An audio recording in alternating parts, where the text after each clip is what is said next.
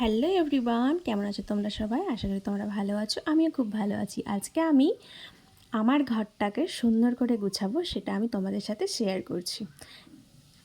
প্রথমে আমি ফ্যানটাকে ভালো করে মুছে নেব, কারণ ফ্যানের মধ্যে অনেক নোংরা পড়েছিল।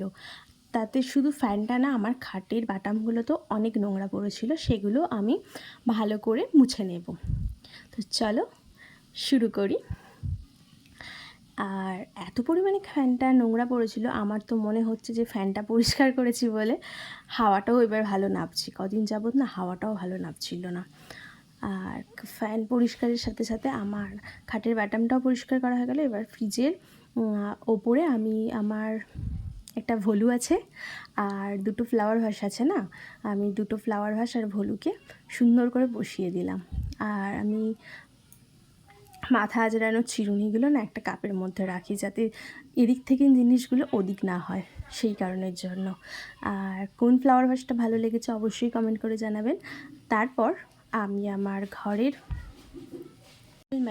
দেয়াল আলমারিটাকে সুন্দর করে গুছিয়ে নিলাম। আর জানো তো, এর মধ্যে অনেকগুলো জিনিস না ফেলে দিতে হয়েছে, কারণ আমার ফোন যেহেতু আমি চেঞ্জ করেছি, তো ফোনের কভারগুলো আমাকে ফেলে দিতে হয়েছে। আর ওই যে ফটো ফ্রেমটা দেখতে পাচ্ছ, ফটোটাও নষ্ট হয়ে গিয়েছিলো, ফটোটাও ফেলে দিতে হয়েছে। আর ঘরে ওই যে গ্লাস আর বাটিগুলো ছিল, কাঁচের বাটি গ্লাসগুলো, ওগুলোও বাইরে বের করে দিয়েছি। এগুলো অনেক পুরনো হয়ে গেছে, ফেলে দেবো।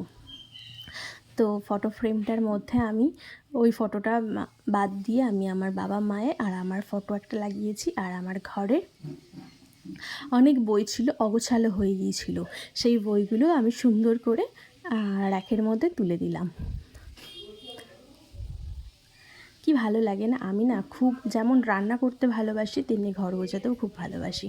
এই যে খ্রিসমাস ট্রিগুলো দেখছো, আমি নিজের হাতে বানিয়েছিলাম। আর খ্রিসমাস যে সান্তাগুলো হয় না, সেগুলোও আমি কিন্তু নিজের হাতে সম্পূর্ণ বানিয়েছিলাম। কেমন লাগছে একটু বলো তো কমেন্টে। আমি এরকম হাতের কাজও কিছু কিছু জানি। আর এই দেখো সুন্দর করে ওদেরকে রেখে দিলাম। আর এই যে বডি স্প্রেটা দেখতে পাচ্ছ, আমার খুব পছন্দের ওটা বডি স্প্রেটা, জানো তো।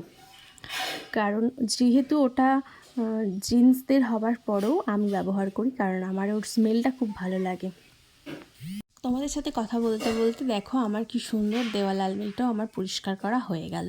এবার আমি সুন্দর করে মুছে নিলাম। অনেক দিন যাবত মোছা হয়নি, তো সেই কারণের জন্য মুছে নিলাম। আর ওই যে ফটোটা দেখতে পাচ্ছ না, ওটা আমার ভাইয়ের ছবি। আমার ভাইয়ের জন্মদিনই আমি দিয়েছিলাম, আমার ভাইকে গিফট করেছিলাম। কেমন লাগছে একটু জানিও তো। তোমাদের সাথে কথা বলতে বলতে মোটামুটি আমার সব কাজই কমপ্লিট করে ফেলেছি। এই দেখো আমার টেবিলটা, এই টেবিলের মধ্যে আমি জানো তো খালি আমার শরীর খারাপের ওষুধগুলো রাখি, সেই জন্য আমি এই টেবিলটাকেই বেছে নিয়েছি। সব যতই হোক, ওষুধ তো সবসময় হাতের কাছেই রাখতে হবে, তো সেই কারণের জন্য প্রথমে বাইবেল রাখলাম আর ওষুধগুলো রেখে দিলাম। আর এই যে পাওয়ার ব্যাংক, এটা তো আমার সব সময় দরকার কারেন্ট চলে গেলে। আর আমার চশমা, কিছু ওষুধ এই টেবিলের মধ্যেই আমি রাখি।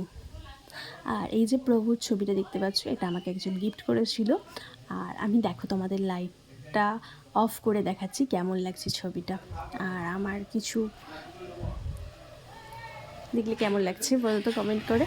আমার কিছু হেডফোনের জায়গায় রেখে দিলাম। এবার চেয়ারের মধ্যে আমার নিত্য প্রয়োজনীয় জামা কাপড় যেগুলো আমি প্রতিদিন পরি, সেইগুলো আমি চেয়ারের মধ্যেই রাখার চেষ্টা করি, কারণ সুন্দর করে সব জিনিস গুছিয়ে রাখলে অগোছালো জিনিসকেও সুন্দর দেখায়। ছোট্ট ঘরেতেও যেমন রাজপ্রাসাদ মানায়, তেমনি সুন্দর করে সব জিনিস রাখলেও ঘরের সব জিনিসই মানায়। দেখো তোমাদের সাথে কথা বলতে বলতে সব কাজই হয়ে গেলে। এবার আমার শেষ কাজ হচ্ছে, যে ধুলোগুলো লেগেছিল সেগুলো আমি একটু সুন্দর করে ফ্রিজ আর আলমারিটার মধ্যে মুছে নিলাম। আমি না এই ঘরের কাজ করতে আমার ভীষণ ভালো লাগে। অনেক দিন যাবৎ আমার শরীর অসুস্থ থাকার কারণে ঘরের কাজ আমি করতে পারিনি, তো সেই জন্য তোমাদের সাথে কোনো ভিডিও আর আজ থেকে শেয়ার করছি। আমি আমার ডেইলি ভিডিওগুলো চেষ্টা করব তোমাদেরকে দেওয়ার জন্য। ভিডিওটি কেমন লাগলো অবশ্যই জানাবে। এই দেখো আমার ফাইনালি ঘর গোছানো রেডি। কেমন লাগছে অবশ্যই কমেন্ট করে জানাবেন। Thank you for watching. ভিডিওটি ভালো লাগলে লাইক শেয়ার